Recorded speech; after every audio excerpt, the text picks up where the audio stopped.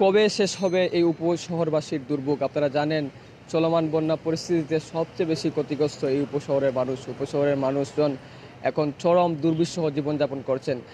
বন্যা পরিস্থিতি সৃষ্টি হওয়ার শুরু থেকেই উপশহরের মানুষ প্রথমেই পানিবন্দী হয়ে পড়েন এবং এখনও পর্যন্ত উপশহরের পানি কিন্তু পানি কমছে, তবে পানি কমলেও কিন্তু দুর্ভোগের যে সীমাহীন দুর্ভোগ সেটি কিন্তু বেড়েই চলছে। কারণ উপশহরের সিলেটের একমাত্র জায়গা এটি সিলেটের অভিজাতপাড়া হিসেবে পরিচিত উপশহর, এবং এই জায়গায় সবচেয়ে বেশি যে প্রকট আকার ধারণ করেছে যে এই জায়গা থেকে, অর্থাৎ আমরা এই মুহূর্তে রোজভিউর সামনে আছি, অর্থাৎ রোজভিউ সিলেটের নামকরা একটি হোটেল রোজভিউর সামনে আছি। এই জায়গা থেকে উপশহরের ভেতরে হচ্ছে বি ব্লকের মধ্যে পুলিশ কমিশনারের কার্যালয় পর্যন্ত, অর্থাৎ এই জায়গার দূরত্ব 1 কিলোমিটার হবে। কিন্তু এই 1 কিলোমিটার জায়গা যেতেও কিন্তু রিক্সা এবং কি এখানকার এখন প্রধান ভরসা যে নৌকা, সেই নৌকায় কিন্তু প্রায় 1 থেকে 1.5 হাজার টাকা পর্যন্ত বলেও কিন্তু ভিতরে যাওয়া যাচ্ছে না।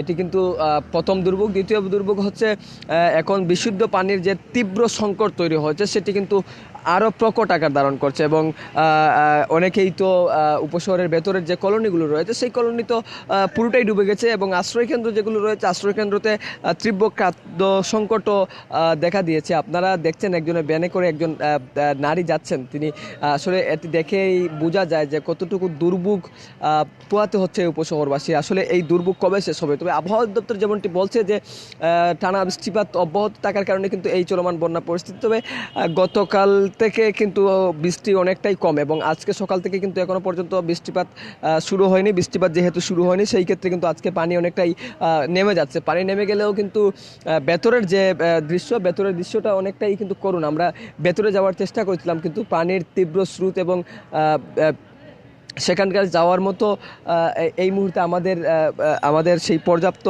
সামর্থ্য আসলে নেই। কারণ উপশহরের ভেতরের মানুষের যে দুর্বিষহ জীবন, আমি গতকালই উপশহরের ভেতরে প্রবেশ করার চেষ্টা করেছিলাম, সেখানে খুবই ভয়াবহ দৃশ্য আমরা দেখেছি। আমরা যদি আপনাদেরকে একটু তথ্য জানিয়ে রাখি যে সিলেটের যে ভয়াল বন্যা, যেই বন্যায় কিন্তু সিলেটের সবকটি উপজেলা ডুবে গেছে প্রায় সিলেট নগরের প্রায় 90% এলাকা। এবং সুনামগঞ্জের অবস্থা যদি বলি, সুনামগঞ্জের অবস্থা আরও করুণ। সুনামগঞ্জের এখনও পর্যন্ত যোগাযোগ স্বাভাবিক হয়নি, এবং আপনাদেরকে যদি একটু প্রথম থেকেই আপনাদেরকে যেমনটি জানাচ্ছিলাম যে সিলেটের চলমান বন্যায় বিমান যোগাযোগ ব্যাহত হয়েছে, রেল যোগাযোগ ব্যাহত হয়েছে, সব যোগাযোগ কার্যত বিচ্ছিন্ন হবার পথে ছিল সিলেট। কিন্তু গতকালই রেল যোগাযোগ স্বাভাবিক হয়েছে, এবং বিমান যোগাযোগ কিন্তু আজকে এর মধ্যে স্বাভাবিক হওয়ার কথা রয়েছে। এবং সিলেটের যে আংশিক যে সড়ক যোগাযোগ ছিল সেটি বিচ্ছিন্ন হওয়ার পথে ছিল, কিন্তু পানি কমে যাওয়ায় কিন্তু অনেকাংশেই যোগাযোগ স্বাভাবিক হচ্ছে। যোগাযোগ স্বাভাবিক হওয়ার কারণে সিলেট কিন্তু অনেকটাই স্বস্তি ফিরে আসছে। অপরদিকে সুনামগঞ্জেও কিন্তু পানি অনেকটাই কমতে শুরু করেছে, এবং সিলেট সুনামগঞ্জে আঞ্চলিক মহাসড়ক রয়েছে, সেই মহাসড়কেও কিন্তু পানি নেমে গেছে, এবং অনেকটাই কিন্তু স্বস্তি ফিরে আসছে। তবে বাসাবাড়িতে যে পানি উঠেছিল সেই বাসাবাড়ির পানি কিন্তু এখনো পর্যন্ত সচল হয়নি। তো সব মিলিয়ে সিলেটের বন্যা পরিস্থিতির এই হলো সর্বশেষ, এবং উপশহরবাসীর যে দুর্ভোগ, সেই দুর্ভোগ কবে শেষ হবে এটি সবচেয়ে বড় প্রশ্ন। এবং এখানকার মানুষের দুর্বিষহ জীবনযাপন কিন্তু তীব্র থেকে তীব্র আকার ধারণ করছে।